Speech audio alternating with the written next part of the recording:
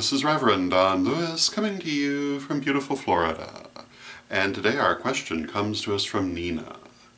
And Nina asks how inanimate objects can have self-awareness as we teach, and how they react to people, how they react to their environment in a self-aware manner when they are inanimate objects. And my answer to this has to do with the difference between higher and lower self and the idea of the 7 planes.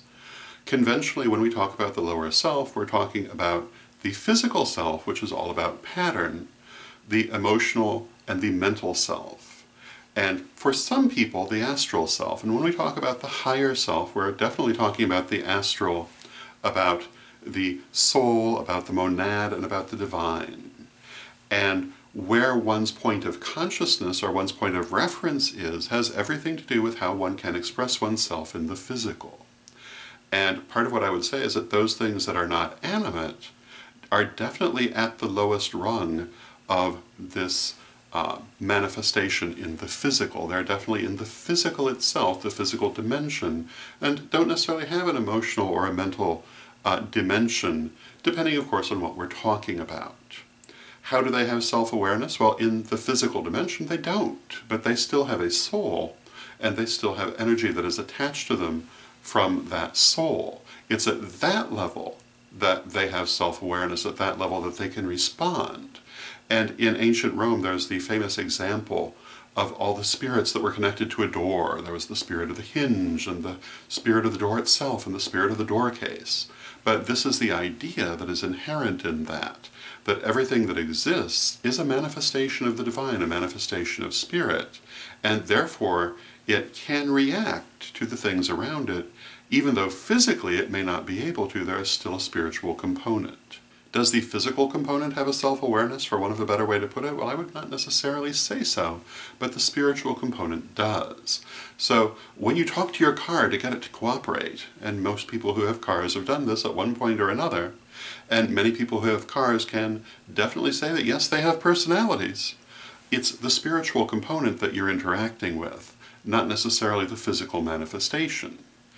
And when you do the same with your computer, which again, many people who have computers will tell you they have personalities, you're again interacting with its spiritual aspect when you interact with it in that way, when you bargain with it to try to get it to work, or you get angry with it and find it makes a difference. So what I would say is that when we're talking about something like a chair, it does not at the physical level have a self-awareness or a knowledge that you're sitting in it, but it still has a spiritual dimension.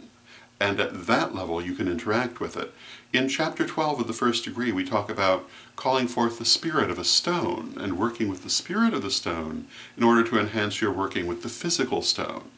But this is something that can be done with anything that exists, because anything that exists has a spiritual component. So hopefully that helps to make it a little bit clearer.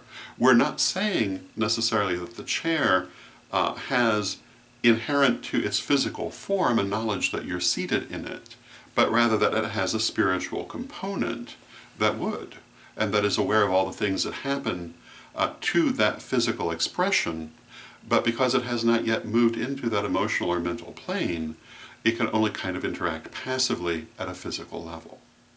So those would be my comments on that. I hope you find them interesting. And once again, we've come to the end of our week, and we have 4 questions to vote on, because on Monday I was in transit from lustration. So our 4 questions, of course, are these. The first question has to do with the magical and mythological role of dance from Afterfove. The second question was how I choose and create the backgrounds that I use from Casamondo.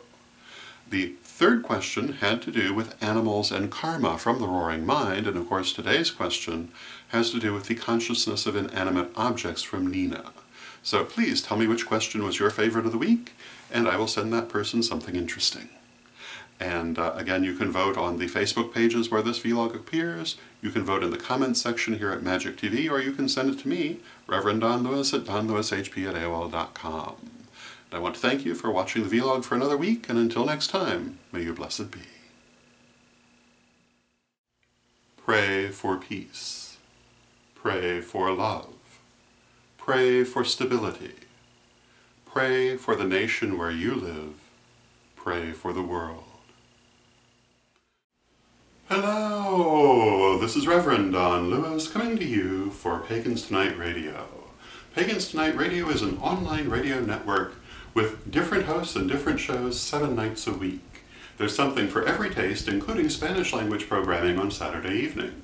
Check out paganstonight.com today.